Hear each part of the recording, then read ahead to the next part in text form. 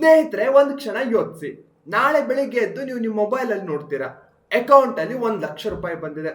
ನಿಮ್ಮ ಅಪ್ಪ ಅಮ್ಮನ ಅಕೌಂಟ್ ಅಲ್ಲೂ 1,00,000 ರೂಪಾಯಿ. ಅದಾದ್ಮೇಲೆ ನೀವು ಅನ್ಕೊಳ್ತೀರಾ, ಎಷ್ಟು ಖುಷಿ ಆಗತ್ತೆ ಅಲ್ವಾ? ಹಾಗಾದ್ರೆ ಸರ್ಕಾರದ ಹತ್ರ ಹಣ ಪ್ರಿಂಟ್ ಮಾಡೋ ಮಷೀನ್ ಇದೆ. ಯಾಕೆ ಅವರು ಹಣವನ್ನ ಪ್ರಿಂಟ್ ಮಾಡಿ ಪ್ರತಿಯೊಬ್ಬರ ಅಕೌಂಟ್ಗೂ 1,00,000 ಹಾಕಬಾರ್ದು ಅನ್ನೋ ಯೋಚನೆ ನಿಮ್ ತಲೆಯಲ್ಲೂ ಬರ್ತಾ ಇದೆಯಾ? ಹಾಗಾದ್ರೆ 2 ಎಕ್ಸಾಂಪಲ್ಸ್ ಅನ್ನ ಕೊಡ್ತೇನೆ. ಜಿಂಬಾಬ್ವೆ, ಆ ದೇಶನೂ ಸಹ ಇದೇ ರೀತಿ ಯೋಚಿಸುತ್ತೆ. ಅತಿಯಾಗಿ ಹಣವನ್ನ ಪ್ರಿಂಟ್ ಮಾಡ್ತಾರೆ. ಕೊನೆಗೆ ಏನಾಗತ್ತೆ ಗೊತ್ತಾ? ಆ ದೇಶದಲ್ಲಿ ಅಂಗಡಿಗೆ ಹೋಗ್ಬೇಕಂದ್ರೆ ಹಣದ ಚೀಲವನ್ನ ಹಿಡ್ಕೊಂಡು ಹೋಗ್ತಾ ಇದ್ರು. ಅಷ್ಟೊಂದು ಹಣದ ವ್ಯಾಲ್ಯೂ ಕುಸಿದ್ ಬಿಡತ್ತೆ. ಹೀಗ್ಯಾಕಾಗತ್ತೆ ಅಂತ ನೋಡೋಣ ಬನ್ನಿ. ಒಂದ್ ಹಳ್ಳಿಯಲ್ಲಿ 100 ಜನ ಇದ್ದಾರೆ ಅನ್ಕೋಣ. ಆ ಹಳ್ಳಿಲಿರೋ ಒಟ್ಟು ಹಣ 1,00,000 ರೂಪಾಯಿ. ಮತ್ತು ಮಾರಾಟಕ್ಕೆ ಟೊಮೆಟೊ, ಅಕ್ಕಿ, ತರಕಾರಿ, ಬಟ್ಟೆ ಎಲ್ಲ ಇದೆ. ಹೀಗಿರ್ಬೇಕಾದ್ರೆ ಸರ್ಕಾರ ಒಂದು ದಿನ ಅಚಾನಕ್ಕಾಗಿ 10,00,000 ರೂಪಾಯಿಯನ್ನ ಮುದ್ರಿಸುತ್ತೆ, ಪ್ರಿಂಟ್ ಮಾಡಿ ಜನರಿಗೆ ಹಂಚಿಬಿಡತ್ತೆ. ಮೊದಲ ದಿನ ಎಲ್ರಿಗೂ ಖುಷಿ ಆಗತ್ತೆ. ಹೊಸ ಮೊಬೈಲು, ಹೊಸ ಬಟ್ಟೆ, ಹೊಸ ಬೈಕು ಎಲ್ಲ ಖರೀದಿ ಮಾಡ್ತಾರೆ ಜನ. ಆದ್ರೆ ಸಮಸ್ಯೆ ಏನ್ ಗೊತ್ತಾ?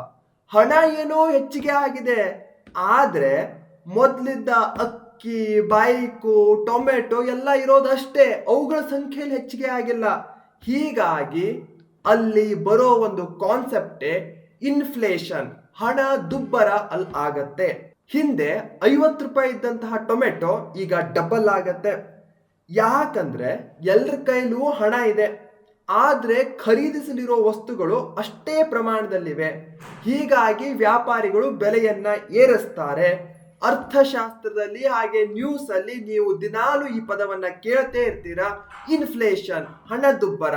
ಅದು ಇಲ್ಲಿಂದಲೇ ಬರೋದಾಗಿದೆ. ಹೀಗಾಗಿ ಹಣದ ಮೌಲ್ಯ ಅನ್ನೋದು ಕೇವಲ ಕಾಗದದಿಂದ ಬರೋದಿಲ್ಲ. ಅದು ಒಂದು ದೇಶದ ಉತ್ಪಾದನೆ, ಕಾರ್ಖಾನೆಗಳು, ಉದ್ಯೋಗ, ವ್ಯಾಪಾರ ಮತ್ತು ಜನರ ವಿಶ್ವಾಸದಿಂದ ಬರುತ್ತೆ. ಅಂದ್ರೆ ದೇಶ ಹೆಚ್ಚು ವಸ್ತುಗಳನ್ನ ಉತ್ಪಾದಿಸಿದ್ರೆ, ಹೆಚ್ಚು ಸೇವೆಗಳನ್ನ ನೀಡಿದ್ರೆ ಆಗ ಆರ್ಥಿಕತೆನೂ ಬೆಳೆಯುತ್ತೆ. ಆಗ್ಲೇ ಆರ್ಥಿಕತೆ ಬೆಳೆಯೋದು. ಹೀಗಾಗಿ ಬಡತನದ ಅಥವಾ ಪಾವರ್ಟಿಯ ಪರಿಹಾರ ಹೆಚ್ಚು ಹಣ ಮುದ್ರಿಸೋದಲ್ಲ, ಹೆಚ್ಚು ಉದ್ಯೋಗವನ್ನ ಸೃಷ್ಟಿಸೋದು, ಹೆಚ್ಚು ಉತ್ಪಾದನೆ ಮಾಡೋದು, ಹೆಚ್ಚು ಮೌಲ್ಯ ಸೃಷ್ಟಿಸೋದು.